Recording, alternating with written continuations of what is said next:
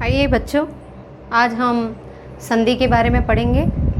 संधि किसे कहते हैं, मैं आपको थोड़ी सी जानकारी देना चाहूँगी और फिर उसके बाद हम संधि के कितने भेद हैं और उसके बारे में हम अध्ययन करेंगे। सबसे पहले संधि किसे कहते हैं। संधि शब्द का अर्थ है मेल या जोड़। दो निकटवर्ती वर्णों के परस्पर मेल से जो विकार होता है वह संधि कहलाता है। सीधे शब्दों में दो या दो से अधिक वर्णों के परस्पर मेल को हम संधि कहते हैं। संधि के जो दो टुकड़े होते हैं उनको हम जोड़ते हैं तो उन दोनों टुकड़ों का भी सही अर्थ निकलना चाहिए। जैसे विद्यालय एक शब्द है और उसके दो हमने टुकड़े किए हैं, उनको वापस जोड़ेंगे, जोड़ने पर जो शब्द बनता है विद्यालय, उसको संधि कहा जाता है। विद्या प्लस आलय, विद्या का अर्थ हुआ विद्या को ग्रहण करना, शिक्षा को ग्रहण करना, और आलय यानी मंदिर। इसी प्रकार भानुदय। संधि कितने प्रकार की होती है। संधि 3 प्रकार की होती है। सबसे पहले स्वर संधि, दूसरी है व्यंजन संधि और तीसरी है विसर्ग संधि। तो हम आज स्वर संधि के बारे में अध्ययन करेंगे। स्वर संधि अ, आ, ई, उ, री जो स्वर हैं, उनको जो स्वर आते हैं उनसे जो शब्द जुड़ते हैं उन्हें हम स्वर संधि कहते हैं। स्वर संधि के 5 भेद हैं। दीर्घ संधि, गुण संधि, यण संधि, वृद्धि संधि और अयादि संधि। दीर्घ संधि में क्या होता है कि जो भी हम शब्द आते हैं उसमें जोड़ने के लिए स्वर ही आना चाहिए। जैसे अ प्लस अ बराबर आ प्लस आ बराबर आ प्लस अ बराबर आ, और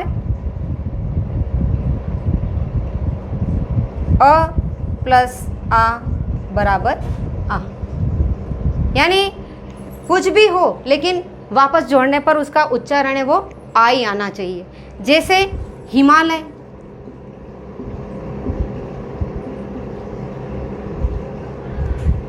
संधि विच्छेद होगा इसका हिम प्लस आलय।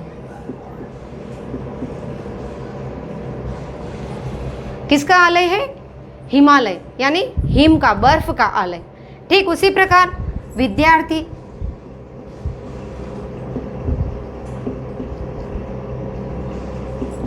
विद्या प्लस अर्थी, यहाँ से अ और इधर आ बराबर हो गया आ। ठीक इसी प्रकार यहाँ पर आ प्लस आ बराबर हो गया आ। तो हमें यहाँ से जो उच्चारण निकल रहा है हमारे, उस उच्चारण को ध्यान रखना है कि इधर आ निकल रहा है और इधर अ निकल रहा है। तो आ प्लस अ बराबर आ हुआ। विद्या का मतलब शिक्षा और अर्थी का मतलब अर्थ ग्रहण करने वाला, उसका अर्थ हुआ। इन दोनों का अर्थ निकलना चाहिए, इस शब्द का और इस शब्द का।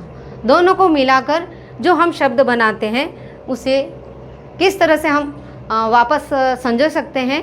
तो यहाँ पर यदि हम अलग दूसरा को यदि ऊ आ जाता और इधर भी ऊ आ जाता तो भी बड़ा ऊ होता और यहाँ पर दीर्घ संधि होती है। इसी प्रकार ये हो गया अ का, और ई प्लस भी हो सकता है। ई प्लस ई बराबर बड़ी, ई प्लस ई बराबर बड़ी, ई प्लस ई बराबर बड़ी, और ई प्लस ई बराबर बड़ी।